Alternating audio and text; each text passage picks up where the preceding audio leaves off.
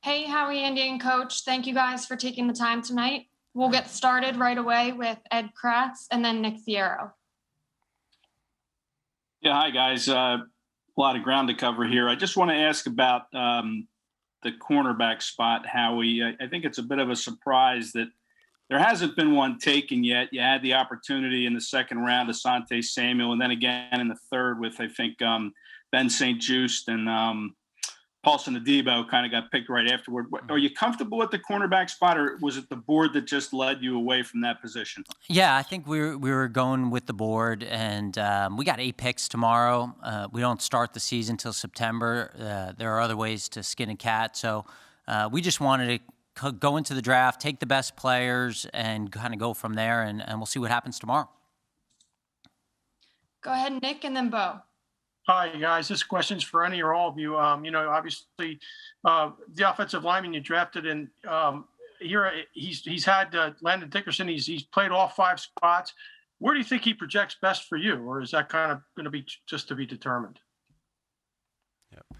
Yeah, we think that he's an inside guy. Guard, center, has the ability to play both. That's very valuable, right? When you're able to do both of those things.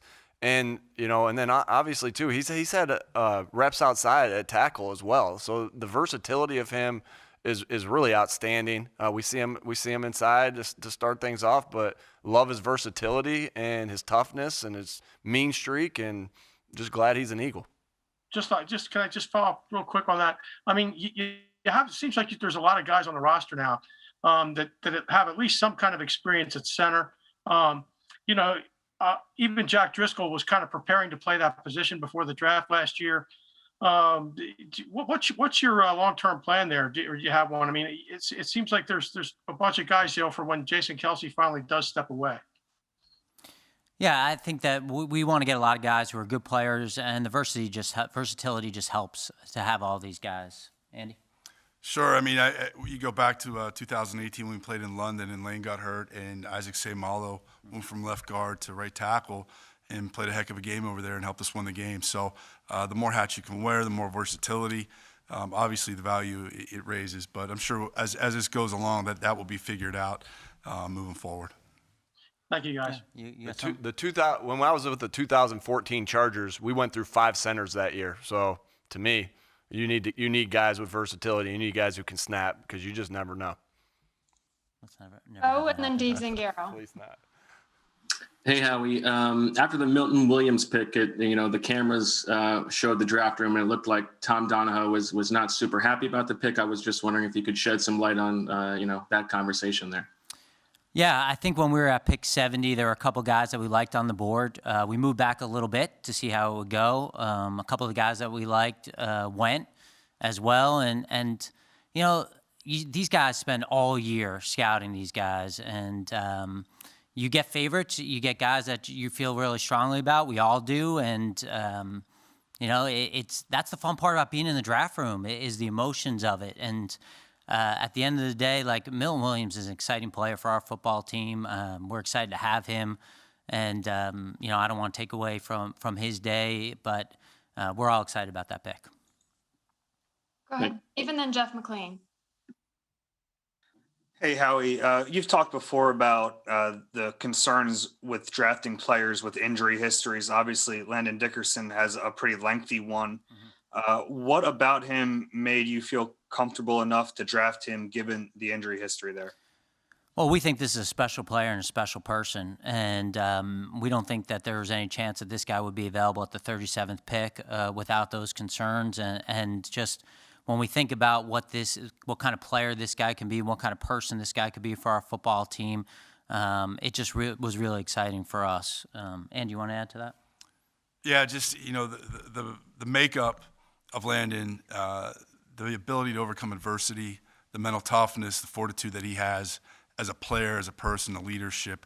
I think when he took all that into account, it made sense for us right there. And there was a comfort level, there was an excitement amongst, in the building, with the coaches and scouts.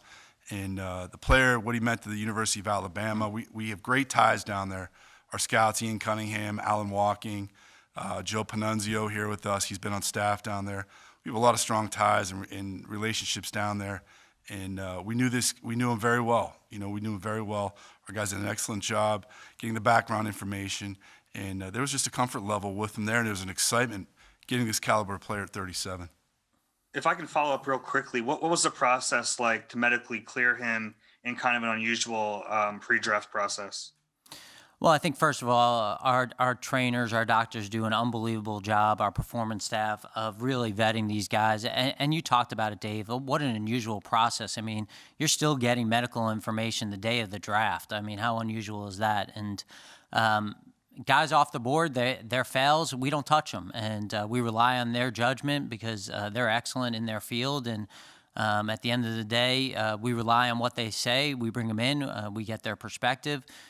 We get their perspective on all these guys, their ability to practice and play, how long they think their career is, the injuries that they have, not just on Landon, on everyone in this draft. And we rely on them. And they've done an unbelievable job, really above and beyond, because it's been so hard to really get this information because it's been unusual. Jeff and then Martin. Howie, was there any hesitancy in taking Landon because of what happened with Sidney Jones in the second round?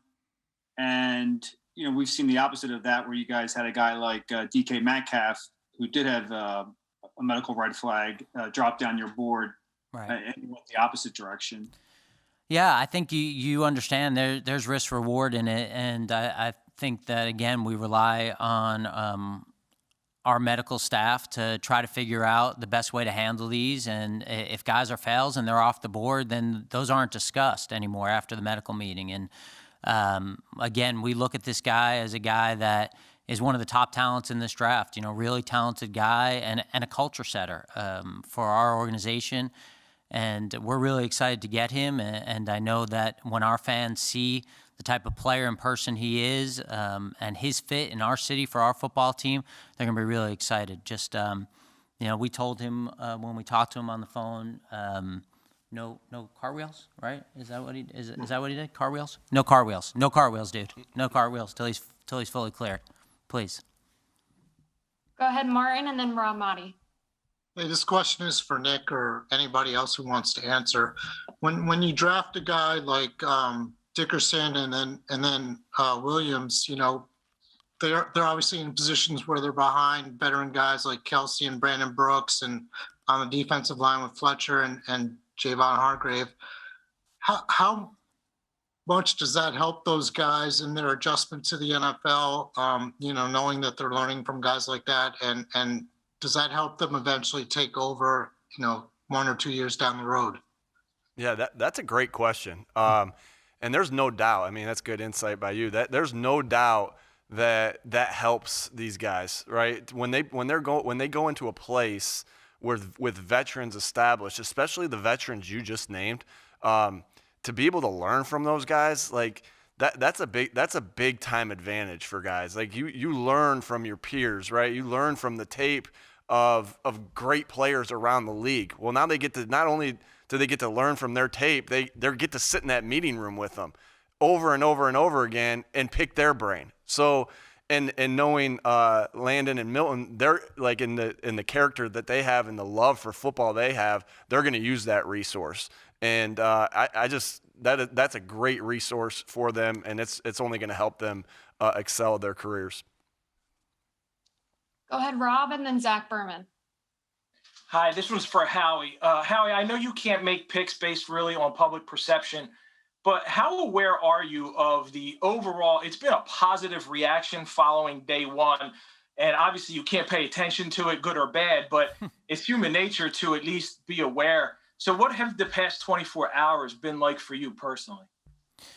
Well, I think we got out of here about 1 a.m. last night, and I couldn't fall asleep till about 2:30, and then I got 4 kids, Rob, and they woke me up about 7 a.m., and then I started thinking about what we were going to do tonight, and then I think all of us talked to each other about 45 times today and watched tape, and by the time I turned around, Devontae was here, and we were going to the draft, and now I'm here. Like, I actually just asked somebody in this room, they were wearing a sweater, and I said, is it cold out? Like, what's going on outside? Like, there's like wind outside the draft room a little bit. So I have no idea what is going on outside this building. I have no idea what's going on in the world right now. If you told me there was a human catastrophe going on outside the world, is there? Is there not? Am I missing something? Breaking news, CNN, Fox News? Just a whole lot of wind, Howie.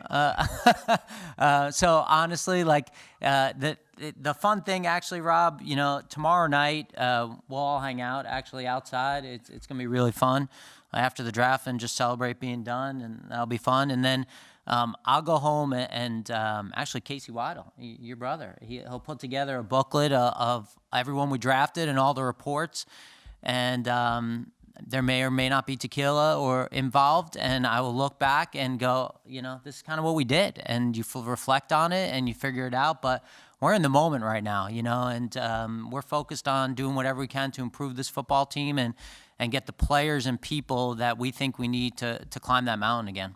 Rob, I had to go check on my house today. My wife made me go check on my house, and the contractor there gave me a high five. So that was my experience today. Better, but more real world experience right there. Thanks, Nick. We have time for one more, so we'll end it here with Zach. Hey, in getting back to Landon's medical, you said no cartwheels until he's cleared. Is there any sense when he's going to be cleared? Is training camp week 1 realistic? And are you confident it's not going to be a redshirt season for him? Yes, we are confident it's not going to be a redshirt season. I think, you know, Jeff talked about Sydney, and I think going in, we kind of said, hey, this is a guy, like, he's not going to play this year, and we're just going to get him right.